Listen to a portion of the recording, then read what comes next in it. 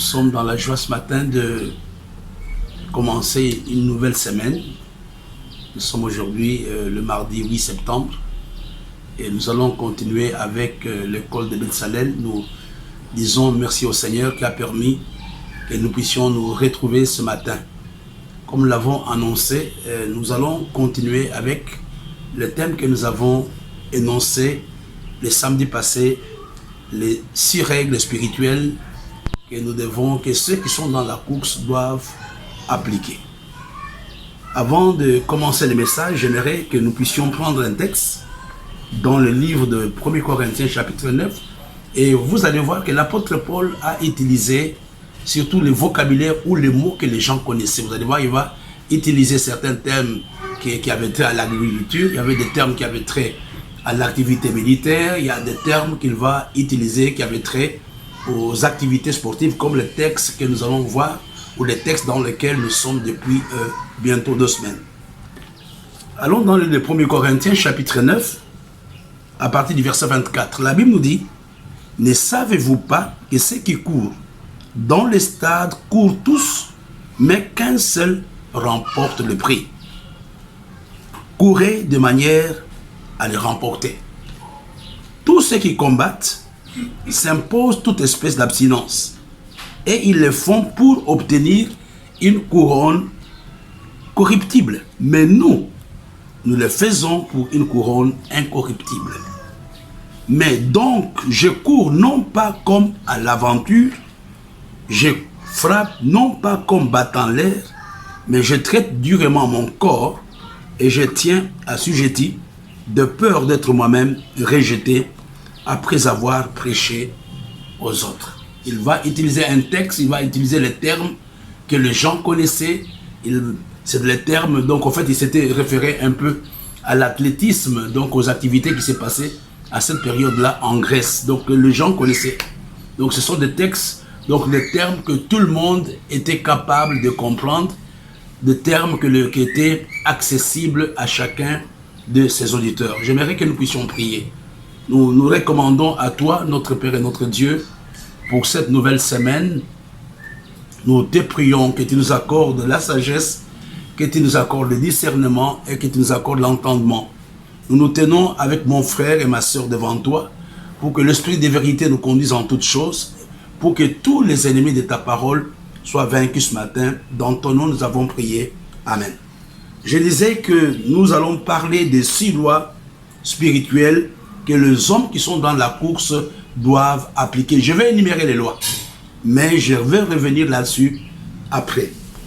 Je pense que lors de la dernière session, la session de samedi, j'avais parlé de la loi de l'excellence. Et j'avais donné un certain nombre de points. Mais ce matin, vous allez comprendre, je vais juste énumérer les lois et je reviendrai dans les détails après. Je vais juste énumérer les lois, mais je reviendrai dans le détail après.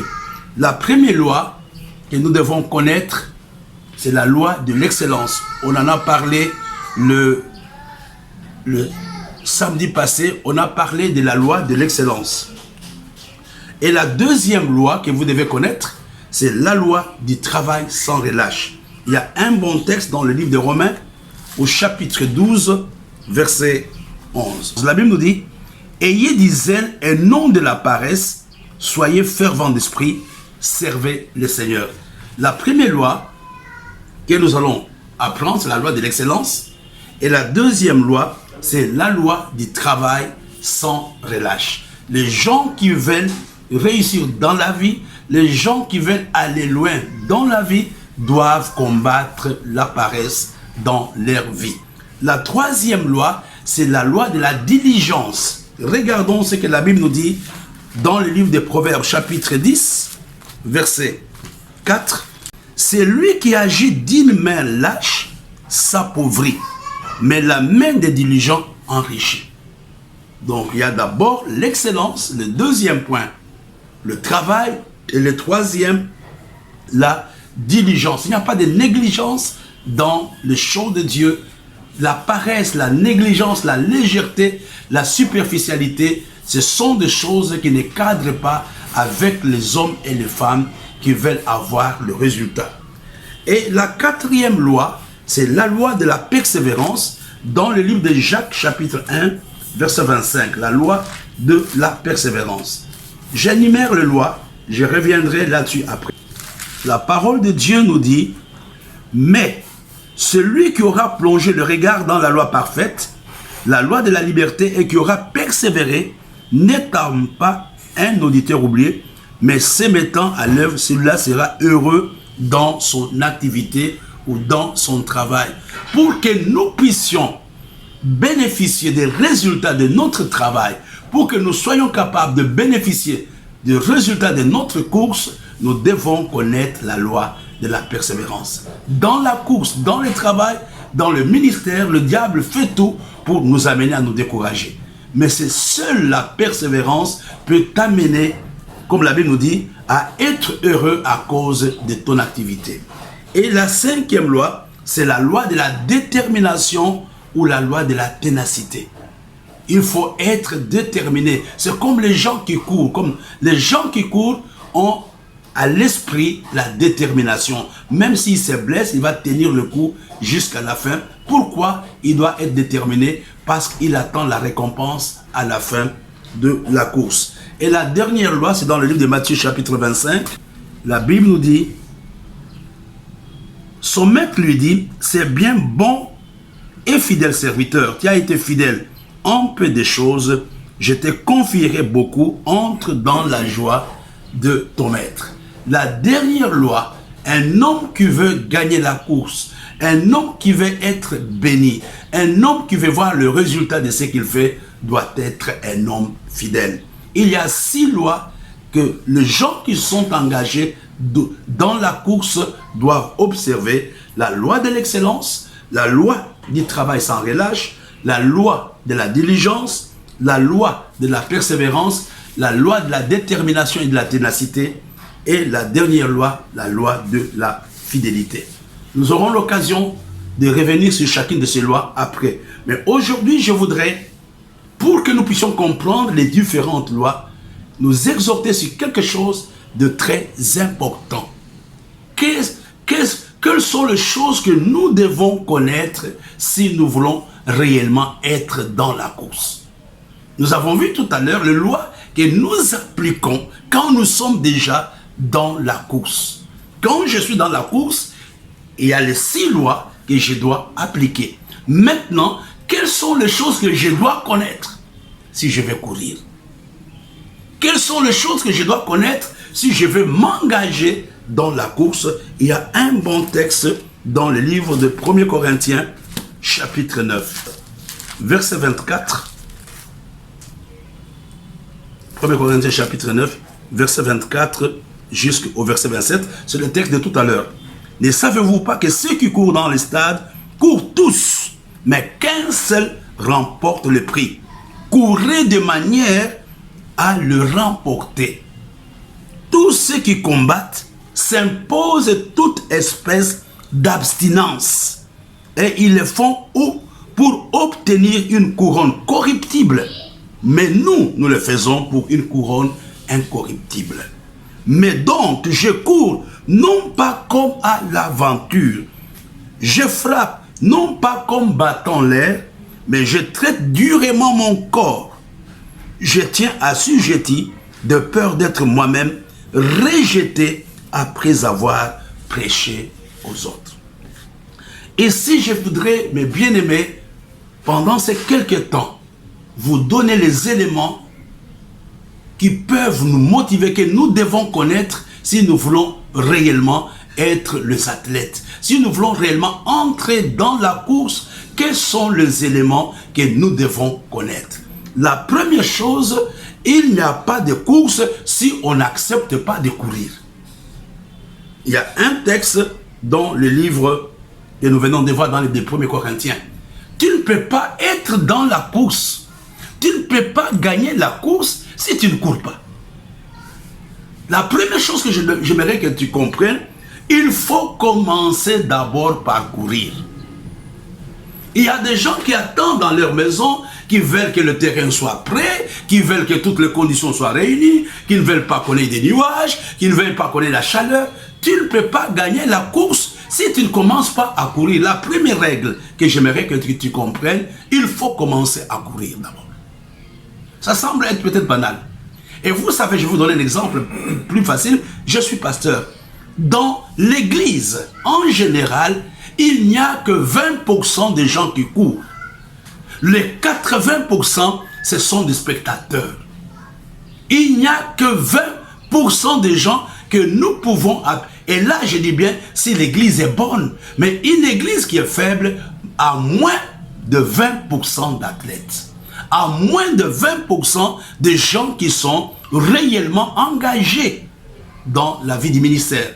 Même dans les sociétés, les associations que nous connaissons, il n'y a que 20% de gens qui travaillent réellement. Et les 20%, ce sont des gens qui ont un bon leadership. Je voudrais que tu comprennes que tu ne peux pas avoir la récompense de la course si tu es assis. La première chose, c'est de te décider de courir. C'est de prendre la décision de dire, je commence. Moi, je sais, je me rappelle, les gens viennent me voir. Mais pasteur, avec ton âge, il faut que tu fasses un peu de sport. Avec ton âge, il faut... J'achète le basket, j'achète les pantoufles, etc. pour aller courir, mais je ne le fais pas. J'ai tout dans la maison, mais je ne pars pas. La première chose, tu ne peux pas gagner la course si tu ne commences pas à courir. Il faut d'abord oser. Il faut aujourd'hui que tu prennes la décision de dire, je vais commencer à nettoyer, je vais commencer à faire les photos, je vais commencer à jouer à la batterie, je vais commencer à donner. Il y a des gens qui meurent avec les bonnes intentions, mais qui n'ont jamais commencé. Je donne un exemple. Pour que je commence à lancer l'école de Bezalel, bien sûr, c'est moi qui parle, mais il y a eu beaucoup de gens derrière. Un de mes fils est venu me voir, il a dit, mais Bishop, il m'appelle Daddy, écoute, pendant cette période, comme nous sommes dans le confinement, pourquoi tu ne peux pas faire quelque chose? Je l'ai fait miroiter, je l'ai fait tourner pendant plus ou moins un mois, je ne voulais pas le faire. J'avais la possibilité de prêcher, mais il m'a poussé jusqu'au moment où je me suis décidé de venir et de commencer à prêcher. Jusqu'au moment où je me suis décidé à faire l'émission. Et vous comprenez, la première règle de la course, il faut commencer à courir. Quand tu ne commences pas, quand tu trouves d'excuses, quand tu trouves d'échappatoires, il n'y aura pas de couronne. Là, c'est simple. La première chose, accepte de courir. Là, c'est la première chose. Je vous ai dit que dans la vie, il n'y a que 20% des gens qui sont actifs. Les 80 ne font rien. Les 80 contemplent. Dans l'église, il n'y a que 20% des gens qui soutiennent le ministère. Dans l'église, il n'y a que 20% qui comprennent la vision. Cette loi est une loi étudiée, est une loi que tout le monde connaît. Je dis bien le 20% si on a encore un bon ministère, si bien on a un bon leadership. J'aimerais que tu sois parmi les 20 personnes. Le 20%. Tu ne peux pas avoir la récompense en étant dans la maison. Vraiment, on va faire comment aujourd'hui? Je suis ancien. Est-ce que tu es parmi le 20% ou tu es parmi les 80 qui sont là pour acclamer? La deuxième chose, la deuxième clé que vous devez comprendre si vous voulez réellement être dans la course, c'est il faut vous maintenir en mouvement. Il faut vous maintenir en action. Il y aura beaucoup de choses qui vont arriver pour vous amener à ne pas courir. Il y aura peut-être le corps ne va pas te le permettre, peut-être il y a telle ou telle chose qui manque, mais mon frère, ne dis pas aujourd'hui je m'arrête, je vais reprendre demain. Quand tu es dans la course, poursuis, continue. Il y a un texte que j'aimerais vous donner dans le livre de Philippiens, chapitre 3, au verset 14. Quelles que soient les circonstances, ne dis pas je vais arrêter, nous allons reprendre après. Quand vous arrêtez, ça sera difficile de recommencer. Quand vous arrêtez, ça sera difficile de recommencer. Écoutez ce que l'apôtre Paul dit. Il dit quelque chose de très important.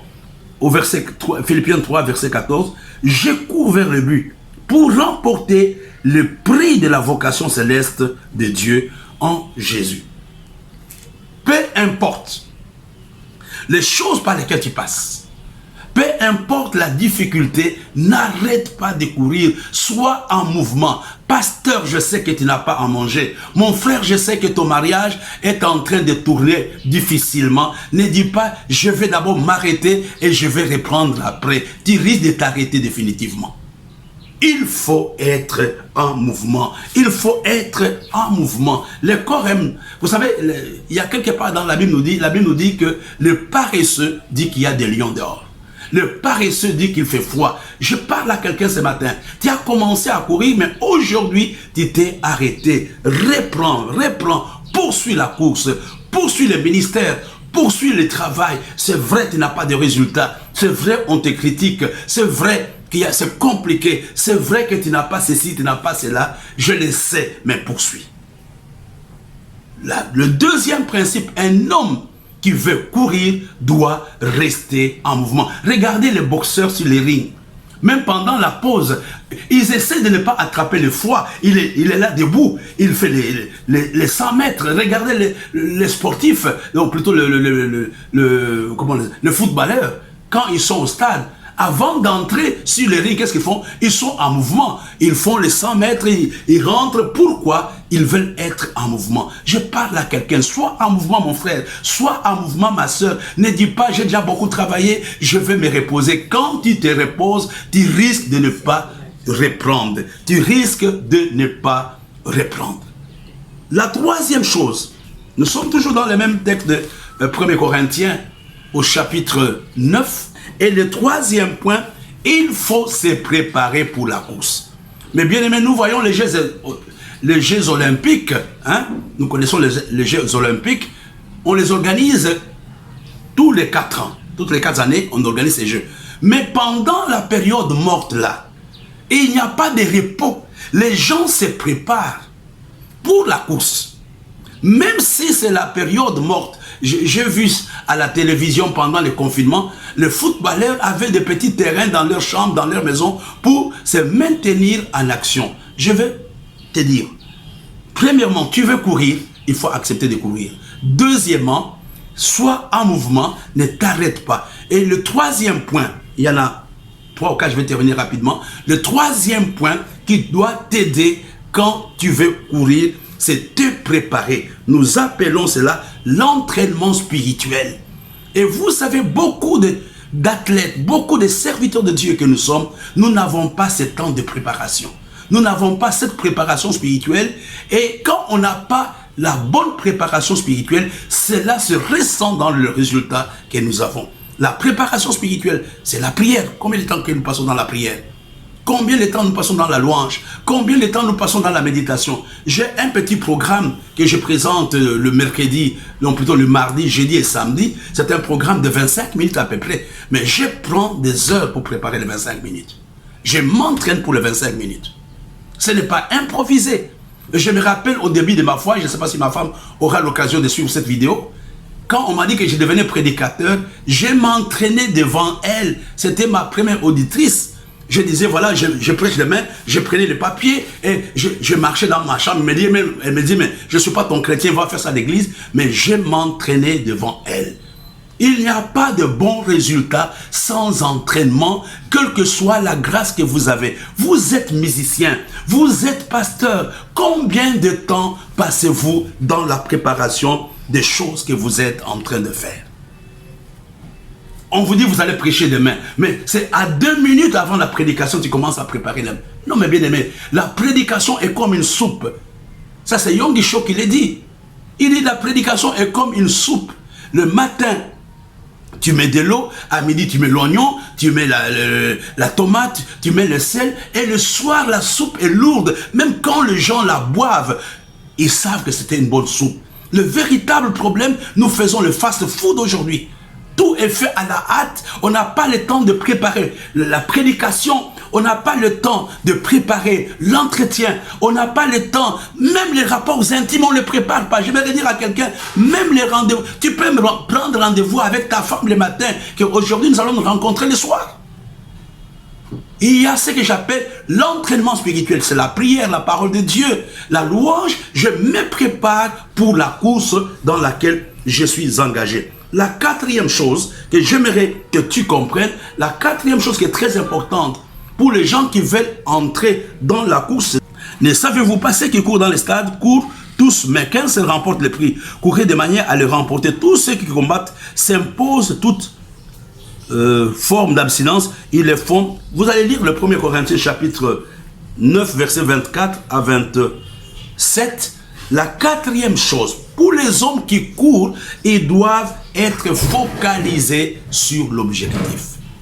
Ils doivent être focalisés. Quel est l'objectif? Ça, je voudrais m'arrêter par là. Quel est l'objectif? Nous, ici, l'apôtre Paul nous dit, courez de manière à remporter le prix.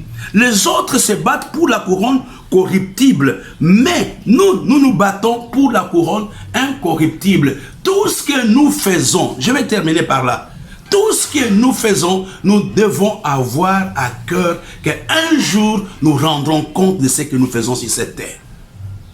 Je ne fais pas le ministère pour moi-même, pour ma gloire. Je dois être focalisé sur mon éternité. Je dois être focalisé qu'un jour, je rendrai compte de dons et de talents que Dieu m'a fait. La Bible nous dit dans le livre de 2 Corinthiens, chapitre 5, verset 10, 2 Corinthiens, chapitre 5, verset 10. C'est ce qui nous manque, mes bien-aimés, nous les athlètes. La Bible nous dit, car il faut, je reprends, car il nous faut tous comparaître devant le tribunal de Christ, afin que chacun reçoive selon le bien ou le mal qu'il aura fait, étant dans son corps, étant dans la course. J'aimerais que tu comprennes que le quatrième principe, quand tu es dans la course, quand tu es dans le ministère, que quand tu es dans la vie, n'oublie pas l'éternité. N'oublie pas l'éternité. Nous allons continuer avec le même message le jeudi prochain. Aujourd'hui, j'ai voulu m'arrêter par là. Il y a 4 points. Je vous ai donné d'abord, j'ai parlé donc de 6 lois que nous devons connaître. Et j'ai commencé à parler des choses que nous devons connaître si nous voulons être dans la course. Il y en a 7, mais j'en ai donné 4. Et nous allons continuer avec le même message le jeudi.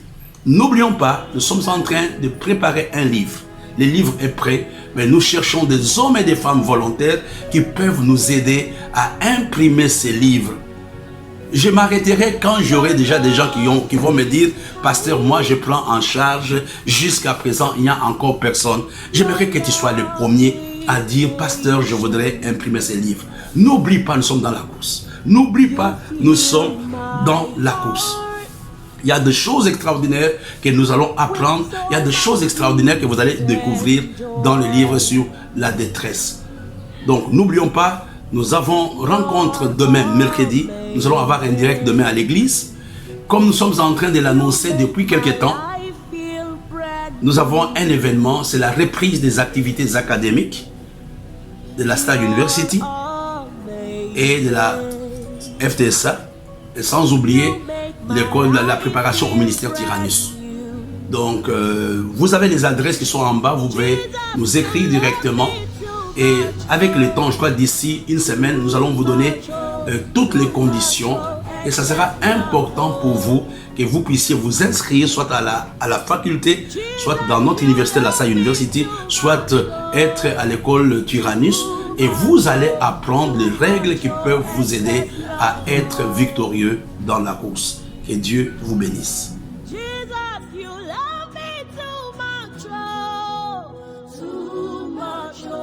Too much, oh, excess love.